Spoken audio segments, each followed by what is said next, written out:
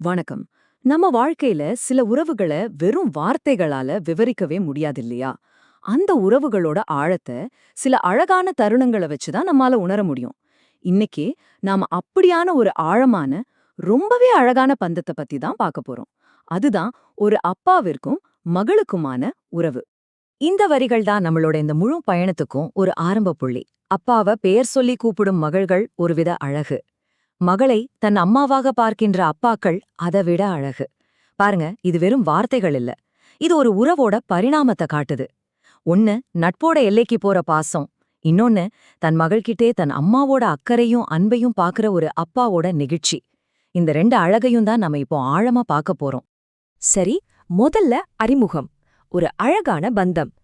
இந்த உறவோட தனித்துவத்தையும் அதோட ஆழத்தையும் கொண்டாடுறதிலிருந்து ஆரம்பிக்கலாம். அடுத்ததா சிறுவயது விளையாட்டுக்கள்.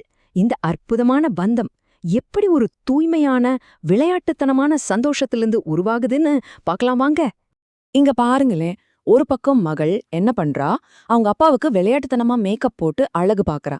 இதுவே ஒரு தனி அழகுதான். ஆனா இன்னொரு பக்கம் பாருங்க, அதே அப்பா தன் மகளுக்கு எவ்வளவு அன்பா தன் கையால ஊட்டி விடுறாரு. இது அதை விட பெரிய அழகு இல்லையா? ஒன்னு விளையாட்டுல வெளிப்படுற பாசம், இன்னொன்னு அக்கறையில வெளிப்படுற நேசம். ஒரு பக்கம் மகள் எந்த ஒரு பயமும் இல்லாம முழு நம்பிக்கையோட அப்பாவோட கழுத்துல தொங்குறா. ஆனா அந்த அப்பாவை பாருங்க, தன்னோட அன்போட உச்சக்கட்டமா ரொம்ப பணிவா அவளோட கால்ல முத்தம் கொடுக்கறாரு. இது வெறும் விளையாட்டு மாதிரி தெரியலாம், ஆனா இதுக்குள்ள எவ்ளோ பெரிய நம்பிக்கை பாசம் இருக்கு பாத்தீங்களா? கண்ணாமூச்சி விளையாட்டு. மகள் மரத்துக்கு பின்னால ஒளிஞ்சிருக்கா. அப்பாவுக்கு அவ எங்க இருக்கான்னு நல்லாவே தெரியும். ஆனாலும் கண்டுபிடிக்க முடியாத மாதிரி தேடுறாரு. ஏன்? ஏன்னா அவரை பொறுத்த வரைக்கும் அவளை கண்டுபிடிக்கிறது முக்கியமில்ல. அந்த விளையாட்டுல அவளுக்கு கிடைக்கிற சந்தோஷம் இன்னும் கொஞ்ச நேரம் நீடிக்கணும். அதுதான் ஒரு அப்பாவோட அன்பு. சரி, குழந்தை பருவம் முடிஞ்சு பாசம் எப்படி வளருதுன்னு பார்க்கலாமா? இது வளரும் பாசம். இந்த சின்ன சின்ன விளையாட்டுகள்லாம் எப்படி ஒரு ஆழமான நம்பிக்கைக்கும் பாதுகாப்புக்கும் அசைக்க முடியாத அஸ்திவாரமா மாறுதுன்னு பார்க்கலாம். இது ஒரு அழகான கண்ணாடி மாதிரி இல்லையா? மக்களை பொறுத்த வரைக்கும் அவங்க அப்பா தான் ஹீரோ. பதிலுக்கு அந்த அப்பா என்ன பண்றாரு? அவள ஒரு இளவரசி மாதிரி நடத்துறாரு. ஒருத்தருக்கு ஒருத்தர் கொடுத்துக்கிற மரியாதை, அன்பு. அப்பா சொல்ற ஒவ்வொரு உண்மையையும் அனுபவத்தையும் மகள் ரொம்ப ஆர்வமா கேக்குறா. ஆனா அதே சமயம் மகள் சொல்ற சின்ன சின்ன கற்பனையான பொய்களை அப்பா கொஞ்சம் கூட சிரிக்காம ரசிச்சு கேக்குறாரு. ஒன்னு அறிவுக்கு மரியாதை, இன்னொன்னு கற்பனைக்கு மரியாதை. இந்த உறவுல ரெண்டுமே சமமா மதிக்கப்படுது. இந்த உறவு ஒரு பாதுகாப்பான இடம் மாதிரி. மகளுக்கு ஏதாவது சோகம்னா அத அப்பா கிட்ட சொல்லி ஆறுதல் தேடிக்கிறா. ஆனா அந்த அப்பாவுக்கு, அவருக்கு எவ்வளவு பெரிய சோகம் இருந்தாலும் சரி, மகளோட முகத்தை பார்த்தா போதும், எல்லாம் காத்துல பறந்து போயிடும். இது ஒரு உண்மையான சரணாலயம். அடுத்தது காலம் கடந்த அன்பு. இந்த அன்பு எப்படி அன்றாட தருணங்களையெல்லாம் தாண்டி காலத்தையும் ஏன் ஜென்மத்தையும் தாண்டி நிக்குதுன்னு பார்க்கலாம். காலம் ஒரு அழகான வட்டம் போடுறத இங்க பாருங்க. சின்ன வயசுல அப்பா கிட்ட பாத்துக்கிட்ட மகள் இன்னைக்கு வயசான அப்பாவை தன் குழந்தையா பாத்துக்கிறா. ஆனா அந்த அப்பாவுக்கு அவ எப்பவுமே அவரோட சின்ன பொண்ணுதான். பாருங்க, பாத்திரங்கள் மாறலாமே தவிர பாசம் மட்டும் அப்படியே இருக்கு.